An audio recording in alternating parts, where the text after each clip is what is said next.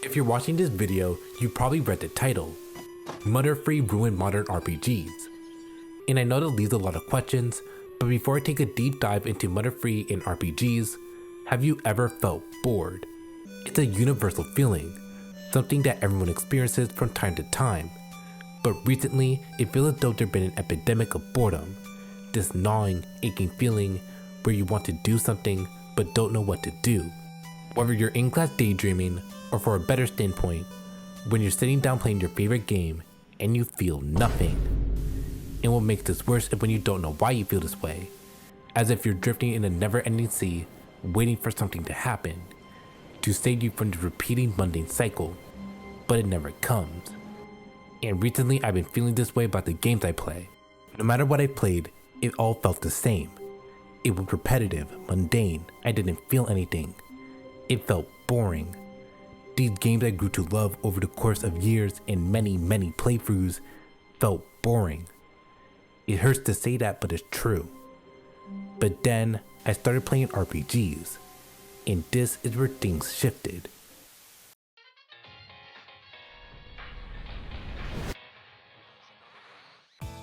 Now see, I want you to think of your favorite game and ask yourself why that is. Maybe you like the story, characters, music, humor, you get the point. Maybe it's because the difficulty gives you this exhilarating rush where you keep throwing yourself at the game over and over again. Or maybe the game made you cry. It made you feel emotions that games shouldn't make you feel. It made you think about who you are as a person and your role in an infinite boundless universe with no rules. Whatever the reason may be, RPGs have it. What makes RPGs so interesting is that the term is so broad. This is an RPG, but also this. And since it's such a broad term, this leads to some of the most unique gaming experiences ever made. But sadly, most RPGs suck. The stories are long and often repetitive, the menus last forever, constantly cycling through useless garbage just to find a single item or spell, as if you lost a needle in over 100 different haystacks. The difficulty is brutally unforgiving, the side content means nothing because you just get the same rewards over and over again, and look, I don't hate RPGs, but they're definitely boring. They can have variety, but choose not to, opting for an easier path. And I think it's all because of one small game released 17 years ago in Japan. But we'll get there when we get there. In the meantime, what about more modern games? It's quiet. Too quiet. You can hear the birds chirping, the water moving, the wind rustling against the trees, and in the corner of your eye, you notice something. It's bright and flashing, yet vaguely familiar, and as you walk towards it, you hear this familiar sound, almost as if you've been here before. And as you move closer, the sound becomes louder, filling your ears with this uncontrollable, grainy pitch. But you stay calm. You just stay calm. And then it stops, and everything returns to normal, as if it was never there in the first place. I don't know if it's just me, but I feel as though games that are coming out recently are uninspired, to put it best. They're quiet, often barely doing anything to stand out, and I can't be the only one who feels this way. Take Skyrim as an example, a game that seems like this big grand adventure where you can slay dragons and put pots on people's heads, but once you play it, realize that it's no different than Fable or Dark Souls or any other fantasy-based RPG. All three of these games are different in a number of ways, but feel the same fundamentally. But this hasn't always been a problem. Games like Final Fantasy VI or Chrono Trigger share a lot of similarities, but have enough variety to feel different. I mean, have you tried playing more stereotypical role-playing games like Dungeons & Dragons? And I'm not talking about the modern version that we see today, I'm talking about the original Dungeons & Dragons released in 1975 on computers. It's this weird, text-based game with little to no gameplay. But this was 1975. For reference, ping pong wasn't made until 1972. So this is one of the first games to ever be made. And even though there isn't much, this was only the building blocks for modern RPGs. A few years later in 1980, we get visuals and actual combat. Well, attempted combat. All of a sudden we start to see variety in already proven formulas as gaming begins to become more popular. Strategy games, tactical RPGs, card games, action adventure games, the list goes on forever. These games, though not being much, were some of the first video games to ever exist, before Mario and Sonic or even Space Invaders. They were the testing ground for gaming as a whole, and as technology progressed, so did the genre. Instead of these boring text-based adventures where you couldn't really tell what's going on, RPGs started to focus more on storytelling and combat, and when the 1990s came rolling around, that's when games started to become more creative. Big, stylish, and now one of the best values in America. Just for a limited time, buy the Super NES Superset and get 5 complete Mario games standard. Mario. You see, back then there were two countries that basically ruled over the entire gaming industry, the United States and Japan. And even though Japan dominated with console releases and arcades with games like Pac-Man, Street Fighter, and Sonic, they didn't really have that many RPGs. Well, actually that's a lie. They didn't have that many RPGs in the West. While games like Mario were getting international treatment, turn-based action games weren't that popular in America, and it's clear to see why. Great games like Final Fantasy, Dragon Quest, and Fire Emblem, they all stayed in Japan, while the US got wizardry.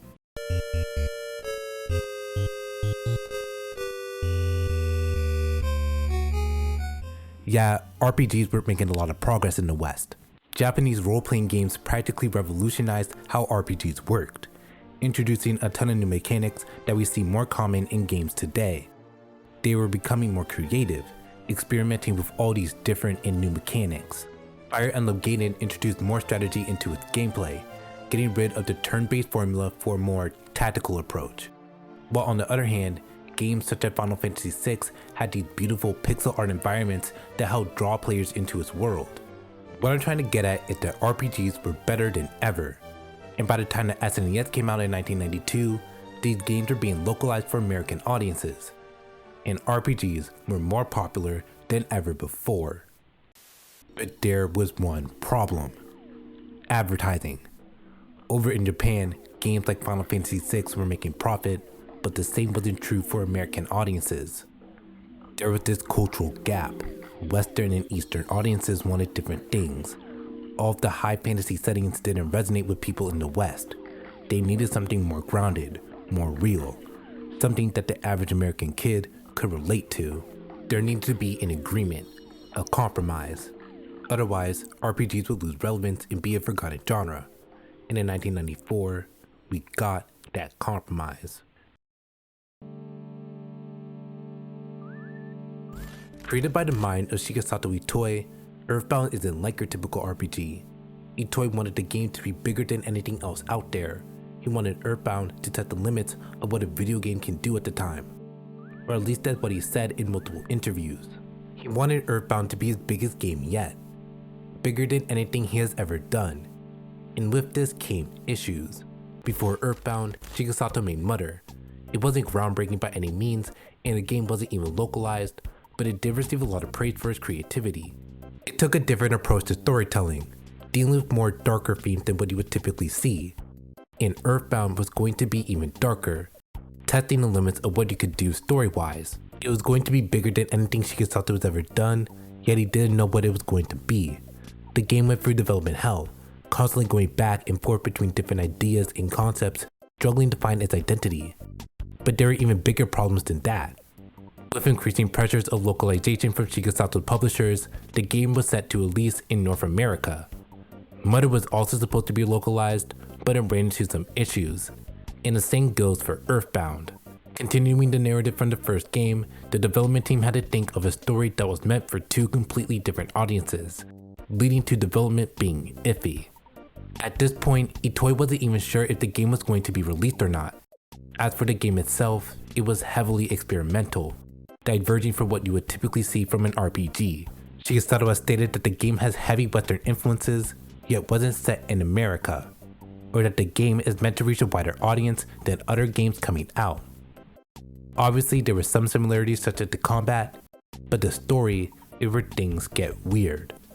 Being a direct sequel to Mutter, it was called Mutter 2, The Return of Gygas in Japan. And if you're currently asking yourself who is Gygas, well,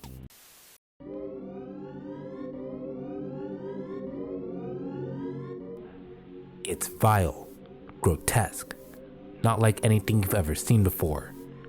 It's evil, in its purest form. The final boss of EarthBound, it was this alien creature with unbelievable psychic powers, hell-bent on destroying everything. The original Mother never went this dark.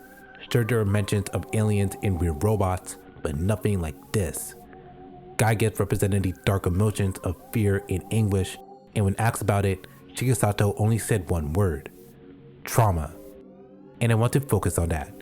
You have to understand, before EarthBound, games weren't taking that many leaps creatively. Sure, games back then were constantly innovating in terms of graphics and hardware, but to talk about an emotion that many people would rather avoid talking about was, well, experimental. Itoi further elaborates on this feeling, saying that Gygax was inspired from this one scene in Kenpai to Barabara Shibijin, an old Shinto film that Itoi used to watch as a kid. And there is one scene in the film that Shigesato wasn't supposed to see, saying that the experience was traumatizing, and to convey this feeling was unheard of. Mind you, video games weren't making any kind of commentary at the time, let alone commentary on repressed childhood emotions. And even though EarthBound was fantastic in many areas, audiences weren't ready for these type of games. Games that ask questions about who you are as a person, your relationships with the people around you. Games that not only challenge the player mechanically, but also intellectually. It's sad to say, but EarthBound didn't connect with Western audiences. It wasn't the compromise that Shigesato saw it was, despite its efforts. It was too experimental with its ideas, too dark. It didn't connect with kids, focusing too much on negative emotions. It wasn't interesting or engaging. It was boring. Have you ever felt bored? As if you're waiting for something to happen that you know will never come, just sitting there, patiently, watching a blank screen just to get something. I've been pretty bored when it comes to the games I played recently, and it got to the point where everything feels the same. I don't get the same amount of enjoyment as I used to. So in an attempt to feel something, I branched out into a new genre, one that I hadn't really paid a lot of attention until now. Role-playing games, RPGs, and they have a lot more depth to them than I originally thought. Out of hundreds of different gaming genres, RPGs are some of the only games that challenge players intellectually. Nier Automata discusses topics ranging from nihilism all the way to the meaning of death and what it means to exist. While on the other hand, Disco Elysium takes a different approach, letting players choose who they want to be, having themes of identity and morality. But there's just one game that I played that stuck with me. It's called Omori, and you'll see why it's so important in a little bit. Created by Omocat, Omori had a rough start, originally starting off with a Kickstarter campaign with overwhelming support. Too overwhelming. Eventually leading to development hell, with people entering it and leaving the project, different ideas shuffling around, pushbacks, angry backers who demanded refunds, and all these other problems leading to all this stress and... Just stay calm. Omori was created for comfort, starting out with simple, neat comic strips as a way for Omocat to deal with these negative emotions. A way to communicate these feelings of depression and anxiety, with the panels often getting pretty dark at the end, depicting Omori spending most of his time in this white space, an empty void where he is all alone, with nothing to do. It was isolation, it was loneliness, apathy, it was dark, and people liked it. The game had a fan base, it had support, there were people out there who understood what Omocat was going through, who could relate to her struggle, who wanted a game that could talk about such taboo topics in a healthy manner. And in 2016, the game finally released after being pushed back for 6.5 years. A game that tackles themes of grief, depression, and trauma. I don't want to spoil the game for anyone who hasn't played, so I won't be talking about stuff that happens later on. But there is this one scene that happens in the beginning that I want to focus on. You wake up from your bed in the middle of the night, hungry. You decide to go downstairs, but when you leave, everything's different. The window is glowing red, the stairs feel endless, and as you head further and further down, the walls start closing in. And then, it grabs you.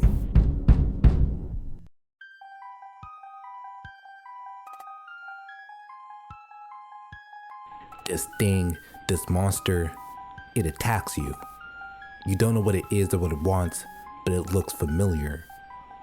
Almost like you've seen it before. The sound is also familiar, this eerie dark pitch, as if you've been here before. Wait a minute. Look, I'm not saying these two are the same, nor am I criticizing Omori, but there's some definite overlap between the two. Omori has said in multiple interviews that Omori takes inspiration from a variety of games, but especially EarthBound, and you can definitely see the similarities. And it's not like this is a problem. Video games copy from each other all the time. That's the whole point behind inspiration. Take a form of art and use it to make something better. That's what a lot of old games used to do. They'll build off of each other to make something greater than ever before. But now it feels as though we're at a stalemate. This period of time where there aren't that many new innovations. Sure, video games have never been better, but it feels as though we're just borrowing ideas rather than innovating them. Yoko Taro, the man behind Nier Automata, said that the game's combat was inspired by Ikagura, a lesser known bullet hell released in Japan, or how Disco Elysium was inspired by Dungeons & Dragons. There's no innovation. Every game feels like the same mundane, mindless, boring mess. In the beginning of the video, I proposed a theory. It says it right in the title, Mutter-free ruin modern RPGs, and I think it's time to talk about that. Mutter-free is the last game in the Mutter series, and the last game Shigesato will ever make. And it's fun. The game has a lot of charm, it's funny, yet knows when to take itself seriously. Building on what the previous games left behind. Shigesato had some issues developing the game, however, there was no inspiration. Instead, saying that he wanted to change how RPGs worked, where instead of becoming stronger by defeating enemies, you gain experience by developing relationships with the people you meet. And I think that's a pretty neat idea, especially since EarthBound is known for its attention to detail when it comes to its NPCs. I truly believe that Shigesato made the perfect RPG, and also one of the darkest, tackling themes of grief, perseverance, and, well, trauma. Following Lucas, a young boy who has lost everything.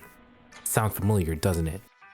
But this sense of loss and grief comes from Shigesato's own life. In interviews, he talks about his daughter, saying how ever since he was divorced, he never had that much time to see her. Saying that the games he'd been making for years were for her, with Mutter-free being his final message. It was his way of communicating these complex emotions through games, and I think that's meaningful. When you look at RPGs today, you don't see that as much. That's what I mean when I say RPGs are boring, uninspired.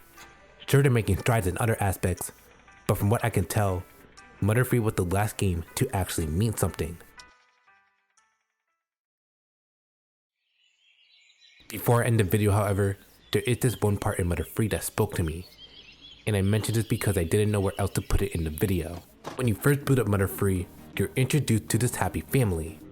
There's Lucas, this shy but ultimately curious kid with his adventurous and playful spirit, and the same goes for Klaus, the older brother that Lucas looks up to. Then their father, Flint, this quiet and stern man who looks out for the family.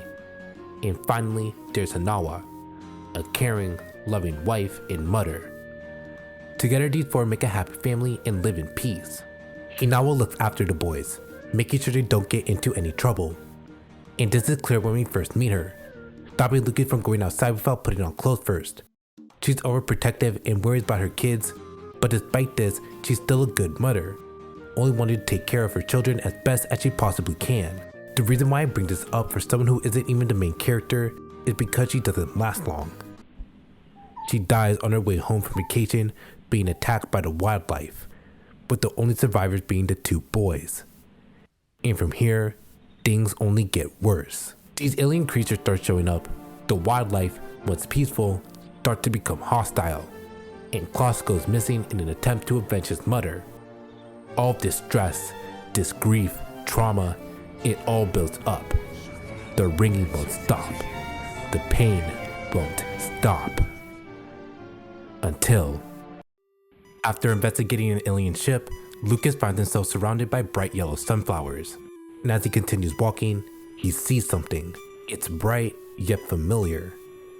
And as he walks closer and closer, he realizes it's his mother.